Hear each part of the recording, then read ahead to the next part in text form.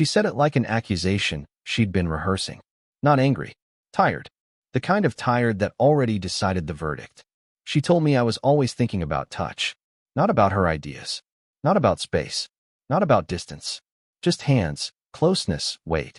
She framed it as a flaw, like I was simple-minded, like my attention had a physical limitation she had outgrown. We were in the kitchen when she said it. Evening light. The low hum of the fridge. My phone lighting up with Slack notifications I didn't check. I remember thinking how strange it was that a sentence could rearrange a room without moving a single object. I didn't argue. I didn't correct her. I just noted how calmly she said it. How relieved she looked, finally naming something she'd been using as permission. She was an urban planner. She talked about flow, public space, intentional distance. I worked in industrial logistics. I dealt with routes, friction, system fatigue. I knew when something was wearing out long before it failed. That night, I drove my Hyundai Elantra to Safeway and walked the aisles without a list. No messages from her asking when I'd be back. No curiosity. I noticed that too. Later, she watched Paramount Plus on the couch, legs tucked under her, phone face down. I sat nearby, present enough to count as there, absent enough not to interfere. What I didn't know yet was that while she accused me of thinking about touch, she had already stopped thinking about me. And what she didn't know was that once I stopped thinking about her, I wouldn't come back from it. The first real crack didn't come from her. It came from routine. I started noticing patterns the way I always did at work. Small inefficiencies. Delays that didn't make sense unless something else was rerouting the system. She began leaving 5 minutes earlier in the mornings. Not enough to mention, just enough to register. Blue Bottle coffee was suddenly a quick stop, something she never had time for before. She stopped asking if I wanted anything. In the evenings, she came home lighter. Less friction, like someone whose emotional load had been partially outsourced. She talked less about work and more about nothing. That was new. Silence used to bother her. Now she wore it comfortably. One night in the parking garage, I saw him without meaning to. The building's leasing manager. Always there. Always leaning against something. He wasn't impressive. No presence. No urgency. Just proximity. He held the elevator door with his foot while she laughed too easily at something I couldn't hear. I didn't confront her. I didn't follow them. I didn't even slow down. I walked past, unlocked my Hyundai, and drove out like the scene didn't belong to me. That was the moment something shifted. Not pain. Calibration. At home, I stopped reaching for her without announcing it. Stopped filling space with questions. I answered politely. Briefly. I let Slack replace conversation. I let work absorb the attention she said exhausted her. She noticed the change, but misread it. She thought I was finally learning restraint. What she didn't understand was that I wasn't restraining myself. I was withdrawing investment. Evidence doesn't arrive dramatically. It accumulates. It started with timestamps. Her phone lighting up later than usual, always when she thought I was focused on Slack. Messages she didn't open in front of me anymore. The screen tilt changed. A few degrees, but consistent. At work, we called that intentional shielding. Then there were the bank notifications. Small charges, easy to ignore. Garage fees on nights she said she walked. Coffee receipts that didn't match her route. Nothing illegal. Nothing explosive. Just enough to redraw the map. I never touched her phone. I didn't need to. Systems leak on their own when someone stops maintaining them. She grew careless because she thought I was still orbiting her. One evening, I watched her through the reflection of the kitchen window. She was texting with both thumbs, smiling at the screen, body angled away from me, even though we were alone. I realized she hadn't smiled like that at me in months. I didn't react. I adjusted.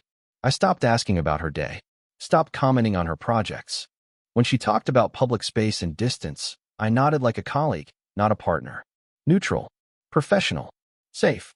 She responded by leaning closer physically, testing for damage. A hand on my arm. A casual brush. I didn't pull away. I also didn't respond. That confused her. What she didn't see was Zillow open late at night on my phone, the quiet math of exits running in the background. Not as a threat. As confirmation. I wasn't gathering proof to confront her. I was gathering proof to leave clean. I didn't disappear all at once. That would have been emotional. Obvious. Loud. Instead, I became unavailable in ways that couldn't be argued with. I started coming home later, not dramatically, just consistently. Work ran long. A shipment reroute. A supplier issue. All true. I stopped explaining beyond that. She filled the silence with assumptions that favored her. I stopped syncing my evenings to hers. Safeway runs happened alone, later, without texting to ask if she needed anything. I ate when I was hungry, not when she was ready. Small shifts. Structural ones. She compensated by becoming more visible. Louder. She laughed more at the screen during Paramount Plus nights. Like volume could replace connection. She asked questions that sounded casual but weren't. Where I'd been. What I was working on. Who else was involved. I answered politely. Briefly. Always facing forward. One night she reached for me in bed, slow and familiar, testing muscle memory. I let her hand rest there without responding. No rejection. No engagement. Just absence. She pulled back first. That's when the panic started, subtle at first. She checked my phone placement. My schedule. My tone. She noticed Zillow once and joked about midlife restlessness. I smiled and closed the app. I hadn't moved out yet. I was still physically present. That was the cruelty of it, though I never named it that way. I was right there, functioning, calm, increasingly unreachable. From the outside, nothing had happened. From the inside, the system had already rerouted without her. And once a route changes, forcing it back only causes damage. I didn't need to confront him to move past him. He was never the point. Still, systems intersect. And when they do, pressure shows where things are weakest. The leasing manager started avoiding eye contact in the garage. That told me enough. People who think they're in visible panic when they realize they've been seen. Not accused. Just registered. I learned his routines the same way I learned supply chains. By not interfering. He smoked behind the building at the same time every night. Parked in a space that wasn't his. Cut corners that only mattered if someone was paying attention. I didn't report him. I didn't threaten him. I forwarded a neutral email to property management about recurring inconsistencies in parking enforcement, copied from a tenant complaint template I found online. No names. No drama. Just friction introduced into a system that depended on ease. Within a week, he stopped being everywhere. She noticed that before she noticed me pulling further away. She asked questions that sounded like curiosity, but carried urgency. She talked about how strange the building felt lately. How energy shifts when people disappear. I listened like an observer, not a participant. At home, I stayed steady. Calm. Predictable. Slack windows open late. Zillow tabs closed quickly. My Hyundai still left the garage every morning like nothing had changed. What she couldn't see was that her convenient closeness had lost its convenience. The easy access she traded depth for was gone. And for the first time, she felt effort creeping back in. She tried redirecting that effort toward me. But effort doesn't work on someone who has already moved on internally. That's when she started losing control of the pause. The shift became visible to other people before she admitted it to herself. Her sister asked why I seemed so busy lately. A coworker joked about how focused I'd become. Even the concierge started addressing me instead of her when we walked through the lobby together. Small social misalignments, but they stacked.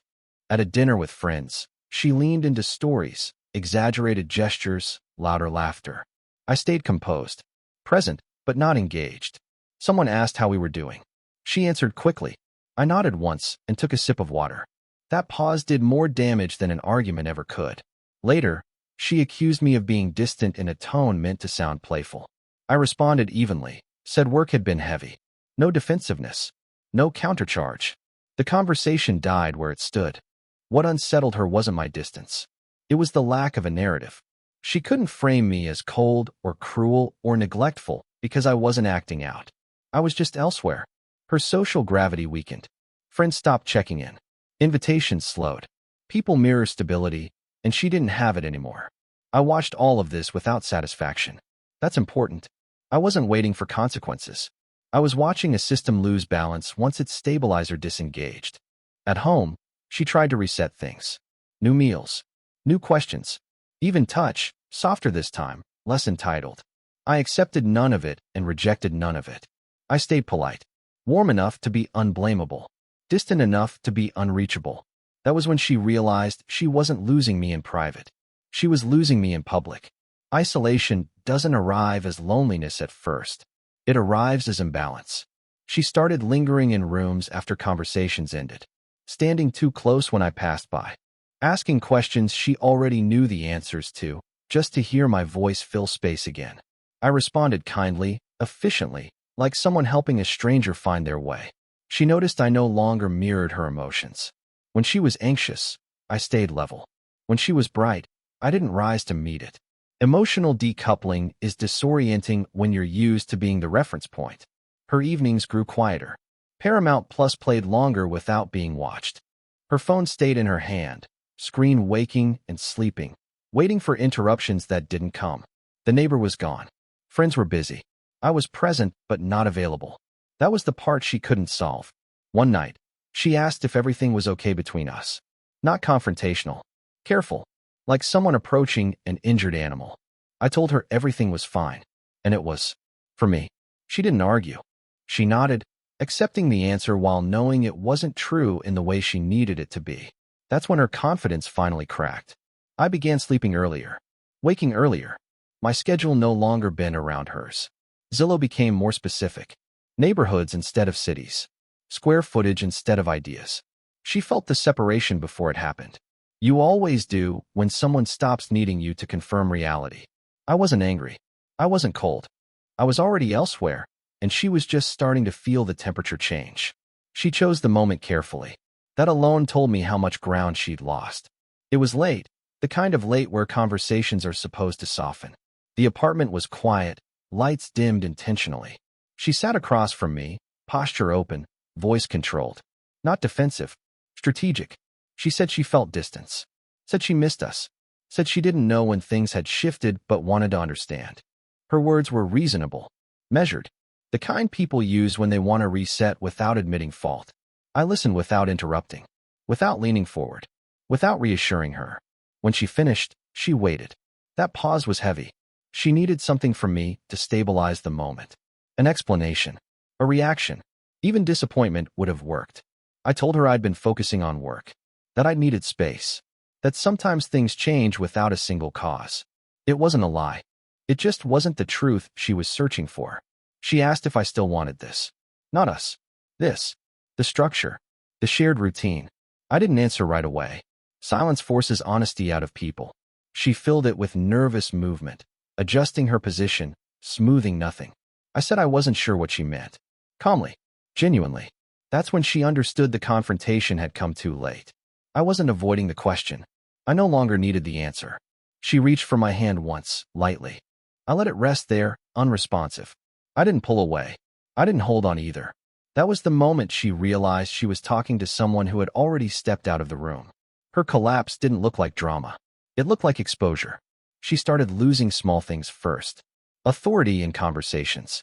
Confidence in her own explanations. People stopped deferring to her the way they used to. She noticed it in meetings, in group chats, in the way pauses lingered after she spoke. At home, she moved carefully, like sound might break something fragile. She watched me constantly, searching for cues that no longer existed. I wasn't cold. I wasn't distant. I was neutral, and neutrality is unbearable when you're used to influence. The story she told herself began to fail. I wasn't punishing her. I wasn't angry. I wasn't jealous. There was nothing to fight against. The neighbor was gone. That convenience had evaporated without ceremony. Friends were busy. Work offered no relief. The only person who had ever stabilized her sense of importance was still there physically, still polite, still functional, and completely unreachable. She started remembering things she had dismissed before. How I used to listen without interrupting. How I'd adjusted my schedule around her deadlines. How my attention had been steady, unremarkable, always available. At the time, it felt ordinary. Now it felt irreplaceable. Regret didn't arrive as guilt. It arrived as panic. She tried once more to pull me back emotionally, not with accusation, but vulnerability. It didn't land. Vulnerability only works when someone still wants to protect you. I had already reorganized my life around not needing that role. Her world didn't fall apart loudly. It simply stopped responding to her inputs. And that's when she realized I hadn't left in anger. I had left in alignment. I didn't announce the move. Announcements invite negotiation. I packed over several mornings, quietly. One box at a time. Clothes she hadn't noticed in weeks. Books she never asked about. The things that belonged to a version of me that existed before I started shrinking to fit her margins. She watched without interrupting. That was new. She had learned silence too late. The night before I left, she sat on the couch with Paramount Plus paused on a dark screen. Not watching. Waiting. She didn't cry. She didn't accuse. She finally understood that emotion wouldn't change the outcome. In the morning, I loaded the Hyundai Elantra and checked the mirrors out of habit, not sentiment. She stood in the doorway, arms crossed lightly, like posture could hold something together. She asked where I was going. I told her I'd found a place. That it made sense. That was all. She nodded, absorbing the weight of how little explanation remained. This was the cost of calling attention a flaw. Once attention is removed, it doesn't come back shaped the same way. I paused before getting in the car. Not for her. For myself. To mark the moment cleanly. I told her I hadn't disappeared. I told her I'd just stopped showing up where I wasn't respected. Then I drove away without urgency, without drama, without needing to look back. The silence followed me. It didn't feel empty. It felt finished. Real men don't explode. They exit. Subscribe for more power stories.